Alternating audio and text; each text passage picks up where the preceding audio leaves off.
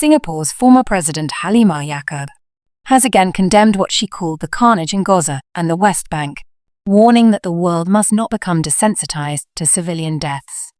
In a Facebook post published on 16 July, Halimah described the humanitarian crisis as continuing carnage, citing reports that around 60,000 Palestinians, mostly women and children, have been killed by Israeli forces since last October. No words to describe this continuing carnage except impunity, she wrote. But we pray that our hearts are not hardened, and we become desensitized to the death of civilians in Gaza and the West Bank, which is not under Hamas. This is against international law. She criticized tactics such as forced displacement and mass starvation, alleging that Palestinians have been pushed into slivers of land in the south as part of a broader plan to expel them from Gaza or confine them in a concentration camp. There's no let-up, she added. Her comments follow renewed reports of violence around aid sites in Gaza and intensifying attacks in the occupied West Bank. On 15 July, the United Nations Office of the High Commissioner for Human Rights reported that nearly 900 Palestinians had been killed in recent weeks while trying to collect food in Gaza. According to OHCHR spokesperson Thamin Al-Kitan, 875 people died as of 13 July, including 674 near aid sites run by the Gaza Humanitarian Foundation, a private US-Israeli-backed initiative bypassing UN distribution.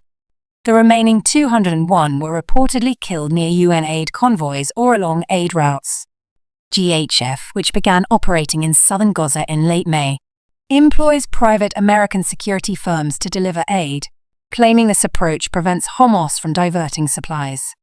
But the UN has called the model inherently unsafe, accusing it of violating impartiality and endangering civilians.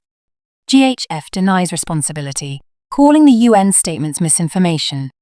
On 14 July, Israeli forces reportedly shelled and fired on Palestinians queuing at a GHF site in Rafah, killing 2 and wounding 9.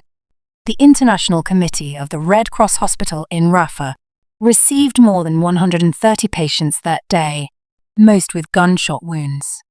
OHCHR also warned of accelerating violence in the West Bank, including East Jerusalem, where settlers and Israeli forces have demolished hundreds of homes and displaced thousands.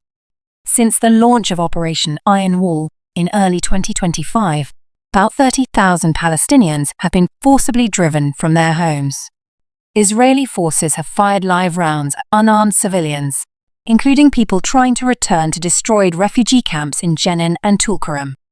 June saw the highest number of Palestinian injuries in the West Bank in over 2 decades.